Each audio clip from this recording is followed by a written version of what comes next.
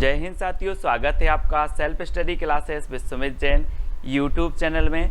दोस्तों, हिंदी साहित्य की निरंतर ट्रिकी टेस्ट सीरीज चल रही है। रोज आपकी सुबह 9:30 पर ट्रिकी वीडियो आता है, जिससे हम आपकी हिंदी साहित्य के विभिन्न प्रकार की प्रश्नोत्तर रचनाएं सारी की सारी सब कुछ ट्रिकी वे में याद करवाने का प्रयास करते। ठीक है, तो रोज आपको सुबह 9:30 बजे है ना वीडियो आपको मिलता है। ट्रिकी वीडियो जरूर देखें, इसके पहले बहुत सारे वीडियो अपलोड हो चुके हैं, तो वो वीडियो जरूर देखें। ठीक है, तो दोस्तों स्टार्ट करते हैं आज का ये वीडियो, है ना। दोस्तों, आज का आपका जो पहला प्रश्न है कि भरत मिलाप के रचनाकार कौन है। अब भरत मिलाप के रचनाकार बताना है दोस्तों आपको कौन है। 4 विकल्प हैं और 2 सेकंड भी आपको दिए जाते हैं। फिर मैं आपको ट्रिक बताने वाला हूँ, थोड़ी सी हिंट देता हूँ कि भरत का मिलाप किससे हुआ था। किससे हुआ था? ईश्वर से हुआ था ना। भरत का मिलाप ईश्वर, है ना, श्री राम से हुआ था। तो भरत मिलाप के रचनाकार कौन होंगे? कौन होंगे? भरत का मिलाप ईश्वर से हुआ था, तो ईश्वर दास, यानी कि जो विकल्प नंबर आपका ए है वो बिल्कुल सही हो जाएगा। ठीक है, ऐसे ही याद हो जाएंगे दोस्तों आपको। अगला बताना आपको बांग्ला भाषा में रचित राम कथा का नाम क्या है। प्रश्न क्रमांक 2 कई बार एग्जाम में पूछा गया दोस्तों। अब 2 सेकंड आपको दिए जाते हैं, आपको उत्तर भी बताना है और मैं आपको ट्रिक भी बताऊंगा, है ना। यहाँ पर 2 चीजें हो रही हैं कि मैं आपको टेस्ट भी करवा रहा हूँ और ट्रिक से याद भी करवा रहा हूँ। तो जल्दी से बताएं, बांग्ला भाषा में रचित राम कथा का नाम क्या है। तो दोस्तों, आपको ऐसा नहीं लग रहा कि बांग्ला से क्या बनेगा? बांग्ला जिसमें आप क्या करते हो? बास करते हो। क्या करते हो? बास करते हो। तो बांग्ला भाषा में रचित जो राम कथा होगी वो कौन सी होगी? बास से कृतिवास रामायण, है ना। हमने याद कर लिया कि बांग्ला भाषा का आया तो बांग्ला में हम क्या करते हैं? बास, तो कृतिवास रामायण, यानी कि जो विकल्प नंबर आपका ये है वो बिल्कुल सही हो जाएगा। बिल्कुल सरल है, आप कभी नहीं भूल सकते। ठीक है, अगला है दोस्तों आपका श्रृंगार रस के घोर विरोधी कौन से संत कवि हैं थे। तो 4 विकल्प हैं, 2 सेकंड भी आपको दिए जाते हैं दोस्तों। तो अब एक चीज बताना दोस्तों कि श्रृंगार की जरूरत किसे नहीं होती। आप बोलते ना कि खूबसूरत लोगों को सजने की जरूरत नहीं होती है ना। तो जो सुंदर होते हैं उन्हें श्रृंगार की जरूरत नहीं है, तो वो श्रृंगार का विरोध करेंगे कि नहीं करेंगे? करेंगे। तो श्रृंगार रस के विरोधी कवि कौन होंगे? जो सुंदर होंगे, यानी कि सुंदर दास। और दा नंबर आपका बिल्कुल सही हो जाएगा। अब आप कभी नहीं भूलोगे दोस्तों, है ना। अगला बताना दोस्तों, संत काव्य का प्रधान रस कौन सा है। संत काव्य धारा भक्ति काल की जो संत काव्य धारा थी, है ना, वो बताना है, जिसे ज्ञान मार्गी शाखा भी कहा जाता है। अब इसका जो प्रधान रस है वो कौन सा है। ये 4 विकल्प है, 2 सेकंड आपको बताना। मैं आपको हिंट दे रहा हूं दोस्तों कि दुनिया में संत क्यों बनते हैं आदमी? क्यों बनते हैं? आत्म शांति के लिए, कि मुझे आत्म शांति मिलेगी, इस दुनिया की भाग दौड़ में कुछ नहीं रहा है। तो संत काव्य धारा में संत बने व्यक्ति तो आत्म शांति के लिए। तो संत काव्य का प्रथम जो प्रधान रस होगा वो कौन सा होगा? शांत रस, है ना, क्योंकि ये शांति के लिए ही तो संत बने हैं। तो आ नंबर आपका बिल्कुल सही हो जाएगा। ठीक है, अब अगला क्वेश्चन है दोस्तों, कबीर को वाणी का डिक्टेटर कहने वाले आलोचक कौन थे। तो कौन थे? 4 विकल्प हैं, 2 सेकंड में आपको अपना उत्तर बताना है। और फिर मैं आपको हिंट दे रहा हूं कि दोस्तों कबीर की वाणी थी ही ऐसी कि उन्हें वाणी का डिक्टेटर एक बार नहीं 1000 बार बोलो, 1000 बार बोलो तब भी वो वाणी के डिक्टेटर थे। 1000 बार बोलोगे तो हजारी प्रसाद द्विवेदी, है ना। वाणी के डिक्टेटर किसने बोला? हजारी प्रसाद द्विवेदी ने, क्योंकि वो वाणी के डिक्टेटर थे और उन्हें एक बार नहीं 1000 बार बोलेंगे तब भी वो वाणी के डिक्टेटर थे। ठीक है, याद रख लेना। अब अगला बताना दोस्तों, उज्ज्वल नीलमणि के रचनाकार कौन है। 4 विकल्प है, 2 सेकंड है आपके पास, उत्तर भी आपको बताना है। अगर बनता है तो कमेंट में उत्तर लिखते जाइए आप। उज्ज्वल नीलमणि की रचनाकार कौन है आपको बताना है। तो एक बताना दोस्तों कि आप लोग पढ़ते ना कि ज्यों ज्यों बूढ़े श्याम रंग त्यों त्यों उज्ज्वल होए, है ना। तो क्या हो रहा है? उज्ज्वल रूप, क्या हो रहा है? रूप उज्ज्वल हो रहा है। तो उज्ज्वल रूप हो रहा है, तो उज्ज्वल नीलमणि के रचनाकार कौन होंगे? कौन होंगे? रूप गोस्वामी, है ना, क्योंकि क्या हो रहा है, रूप उज्जवल हो रहा है। ठीक है, तो डी नंबर आपका बिल्कुल यहाँ पर सही आंसर हो जाएगा, है ना। अगला बताना दोस्तों, विशिष्टाद्वैतवाद के प्रवर्तक कौन है। 4 विकल्प हैं, 4 में से एक का चयन करना है, विशिष्टाद्वैतवाद के प्रवर्तक बताना है। और मैं आपको बता दूं कि इस संसार में विशिष्ट कौन है, कौन है विशिष्ट, राम, है ना, राम, है ना। तो विशिष्टाद्वैतवाद के कौन होंगे, रामानुजाचार्य, यानी कि जो विकल्प नंबर आपका 1 है वो सही है ना। यहाँ पर कहा कि सर संसार में विशिष्ट हैं कौन, राम, तो विशिष्टाद्वैतवाद के प्रवर्तक कौन माने जाएंगे, रामानुजाचार्य। ठीक है, यानी यह नंबर आपका बिल्कुल सही हो रहा है। अगर दोस्तों वीडियो आपको याद हो रहा है, प्रश्न याद हो रहे हैं, ट्रिक अच्छी लग रही है, तो वीडियो को लाइक करके अपने मित्रों तक शेयर जरूर करें। अब बीसल देव रासों के रचनाकार बताना है दोस्तों, बीसल देव, है ना, रासों के रचनाकार कौन होंगे, 2 सेकंड में आपको उत्तर बताना है। तो आपका बिल्कुल सही आंसर क्या हो जाएगा, क्या हो जाएगा, ये रचना कई बार पूछी गई है दोस्तों। और आपको बता दूं कि अजमेर के राजा के प्रेम प्रसंग या वियोग से संबंधित है ना। तो ये श्रृंगारिक रचना मानी जाती है और गीति काव्य मानी जाती है बीसल देव रासो, है ना। और इसके जो रचनाकार हैं वो कौन है, नरपति नाल, है ना। और मैंने आपको कई बार याद करवाया है कि पति कितने नहीं होते, 20 नहीं होते, 1 होते हैं। तो बीसल देव रासो के रचनाकार कौन होंगे, नरपति नाल, है ना, नरपति नाल। इस प्रकार से याद रखेंगे। अब अगला बताना है दोस्तों, हिंदी का प्रथम दैनिक समाचार पत्र समाचार सुधावर्षण के संपादक कौन थे। समाचार सुधावर्षण, सबसे पहले तो ये चीज याद रखनी है कि ये हिंदी का प्रथम दैनिक समाचार पत्र था। ठीक है, और मैं आपको बता दूं कि इसका प्रकाशन हुआ था 1854 में। कहाँ से हुआ था, कलकत्ता से।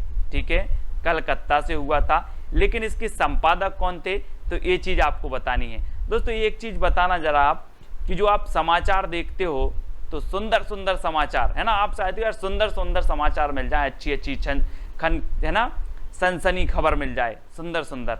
तो जो समाचार सुधावर्षण है ना, सुधावर्षण, और सुधा तो कैसी रहती है, सुंदर रहती है ना। सुधा यानी अमृत, और अमृत कैसी रहती है, अमृत रहता है आपका कैसा, सुंदर। तो श्याम सुंदर सेन, है ना, ये संपादक थे। 1854 में इसका प्रकाशन हुआ था। हिंदी का प्रथम दैनिक समाचार पत्र है और ये प्रकाशन हुआ था कलकत्ता से। तो ये चीज भी आपको याद रखनी है दोस्तों। अगला है, सूरदास के गुरु का नाम क्या था। अब सूरदास जी आ गए, ये वात्सल रस के सम्राट कहे जाते हैं, है ना। 2 सेकंड आपको याद बताते हैं दोस्तों, फिर आपको बताना 2 सेकंड में आप उत्तर बताएंगे। और मैं आपको बता रहा हूं दोस्तों कि सूरदास जो थे, इन्होंने इतनी रचनाएं लिखी हैं, इतने दोहे लिखे हैं, जिसमें बल होगा वही तो लिखेगा कि नहीं लिखेगा, जिसमें बल होगा वही लिखेगा। तो सूरदास जी के गुरु भी कौन होंगे, वल्लभाचार्य। और इन्होंने सूरदास को इतना बल दिया कि इन्होंने बहुत बहुत दोहे लिखे। और रामचंद्र शुक्ल ने तो इन्हें वात्सल रस का क्या कह दिया, सम्राट कह दिया। और है ना, और इन्हें दोस्तों कह दिया, क्या कह दिया कि जो सूरदास हैं वो क्या है, वात्सल रस का कोना कोना घुमाए हैं, है ना। इनके अलावा इस रस में इतनी प्रतिभा किसी में नहीं थी, सूरदास जी में। और सूरदास जी के जो गुरु थे वो कौन थे, वल्लभाचार्य, क्योंकि वल्लभाचार्य ने इतना बल भर दिया था सूरदास जी में। ठीक है, तो आपका विकल्प नंबर ए बिल्कुल सही हो जाएगा। पृथ्वीराज रासो के रचनाकार कौन है दोस्तों। अब दोस्तों यहाँ पर 2 सेकंड में आपको उत्तर बताना, फिर मैं आपको हिंट दे रहा हूँ, याद करवा रहा हूँ कि पृथ्वी की बात आई है तो पृथ्वी का एकमात्र उपग्रह कौन सा है, कौन सा है, चंद्रमा। तो पृथ्वीराज रासो के जो रचनाकार होंगे वो कौन होंगे, चंद्रमा से आपका बनेगा क्या, चंद्रबरदाई। चंद्रबरदाई यानी कि जो आ नंबर है बिल्कुल सही है। ये पृथ्वीराज रासो के कौन है, रचनाकार हैं। हिंदी का प्रथम महाकाव्य माना जाता है पृथ्वीराज रासो, और हिंदी के प्रथम महाकवि माने जाते हैं चंद्रबरदाई। ठीक है, तो ये चीज आपको याद रखनी है। चतुर्भुज दास के गुरु का नाम क्या था दोस्तों, चतुर्भुज दास। ये अष्टछाप के क्या थे, अष्टछाप में शामिल थे चतुर्भुज दास। अब एक चीज बताना, चतुर्भुज से नहीं लग रहा आपको कि 4 भुजाएं, है ना। ये क्या करते थे, 4 भुजाएं बैठे बैठे फैला देते थे। क्या करते थे, चतुर्भुज दास 4 भुजाएं बैठे बैठे फैला देते थे। तो तो चतुर्भुज दास के गुरु कौन होंगे? कौन होंगे? बैठे बैठे फैलाते थे तो विट्ठलनाथ। कौन होंगे? विट्ठलनाथ। याद रख लेना, आ नंबर आपका बिल्कुल सही हो जाएगा। जैसे अष्टछाप की स्थापना हुई, 8 कवि अष्टछाप में थे, 4 कौन थे? वल्लभाचार्य के शिष्य, और 4 थे किसके? विट्ठलनाथ के। ठीक है, उन विट्ठलनाथ के शिष्यों में चतुर्भुज दास एक थे।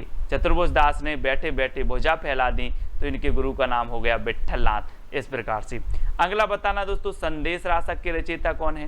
संदेश रासक, पहले क्या होता था कि संदेश भेजते थे, बहुत दूर होता था, बहुत दूर होता था, लेकिन अब दूर नहीं है संदेश भेजना, अब दूर नहीं है संदेश भेजना।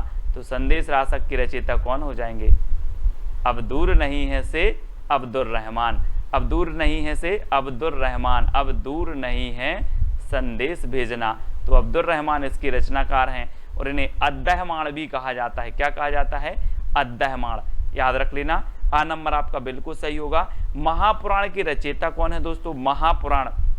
अब एक चीज याद रख लेना, पुराण है तो ठीक है आप पढ़ लो, लेकिन महापुराण है तो उस पर जरा पुष्प उस पर अर्पित कर देना, पुष्प अर्पित करके ही उस महापुराण को पढ़ना है। तो महापुराण के रचयिता कौन होंगे? क्योंकि पुराण हो तो आप ऐसे पढ़ लो, महापुराण है तो उस पर पुष्प अर्पित करो फिर पढ़ो, तो महापुराण के रचयिता हो जाएंगे पुष्पदंत। यानी कि जो आपका 1 नंबर है वो बिल्कुल सही हो जाएगा। ठीक है, पुष्पदंत आपका बिल्कुल सही है। अगला बताना दोस्तों, साहित्य का इतिहास दर्शन के लेखक कौन है? साहित्य का इतिहास दर्शन। अब दोस्तों साहित्य का अगर इतिहास का दर्शन करना है तो क्या होना चाहिए?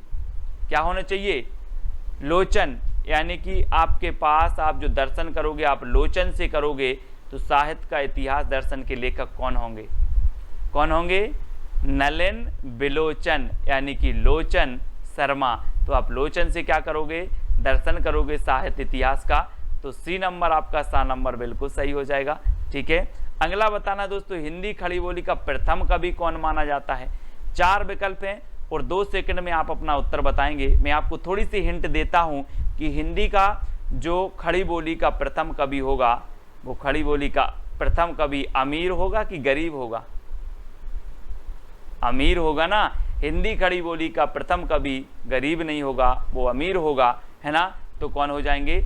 अमीर खुसरो। हिंदी खड़ी बोली का प्रथम कवि अमीर ही होगा, तो अमीर खुसरो। ठीक है, इस प्रकार से याद रखेंगे। अब दोस्तों आपको बताना है ढोला मारूरा दोहा के रचयिता कौन है? 4 विकल्प हैं, 4 में से चयन करना है, और मैं आपको हिंट दे रहा हूं और 2 सेकंड में आप उत्तर बताएंगे। और आपको ऐसा नहीं लग रहा दोस्तों कि ढोला मारूरा दोहा, तो ढोला से क्या लग रहा है? ढोल। ढोला से क्या लग रहा है? ढोल। और ढोल कौन बजाएगा? हम और आप बजाएंगे क्या ढोल? नहीं बजाएंगे ना। जो ढोल बजाने में कुशल होगा, जो ढोल बजाने में कुशल होगा वही ढोल बजाएगा, है ना। तो ढोला से ढोल, और ढोला मारूरा दोहा के जो रचनाकार हो जाएंगे वो कुशल लाभ, क्योंकि जो कुशल होगा वही ढोल बजाएगा। यानी कि आपका जो विकल्प नंबर बी है वो बिल्कुल सही हो जाएगा। अब यहाँ पर कल्लोल कवि, अगर इस ऑप्शन में कुशल लाभ की जगह कल्लोल कवि होता तो कल्लोल कवि भी ढोला मारूरा दोहा के रचनाकार है, मतलब उनकी भी रचना है और इनकी भी रचना है। तो आप कंफ्यूज नहीं होना। अगला आपको बताना है मैथिल कोकिल किसे कहा जाता है दोस्तों? जल्दी से बताना है, 2 सेकंड में आप अपने उत्तर का चयन करेंगे।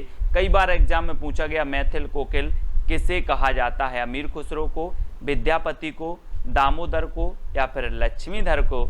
तो दोस्तों एक चीज बताना जरा कि जिसमें विद्या होगी तो वो कोकिल के जैसा बोलेगा, मीठा बोलेगा। आप बोलते ना किसी किसी की आवाज़ इतनी मीठी होती है कि सर इसकी आवाज़ तो बहुत मीठी है, बिल्कुल कोकिल जैसी, है ना। तो जिसमें विद्या होगी वह मीठा बोलेगा कोकिल जैसा। तो मैथिल कोकिल किसे कहा जाएगा? जिसमें विद्या होगी, यानी कि विद्यापति। ठीक है, 12 नंबर आपका बिल्कुल सही हो जाएगा।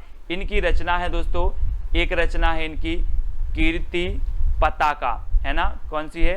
पताका। और दूसरी है इनकी कीर्ति लता, ठीक है। और तीसरी है इनकी पदावली, ठीक है। ये आपको याद रखना है। अब दोस्तों ये जो पदावली रचना है ये किस में है? मैथिली में है। कौन सी भाषा में है? ये मैथिली भाषा में है, ठीक है। और इनकी जो कीर्ति पताका और कीर्ति लता है ये अवहट्ट भाषा में है, तो इनको भी आपको याद रखना है। ठीक है, अगला देख लेते हैं, परमाल रासों के रचनाकार कौन है दोस्तों? परमाल रासों।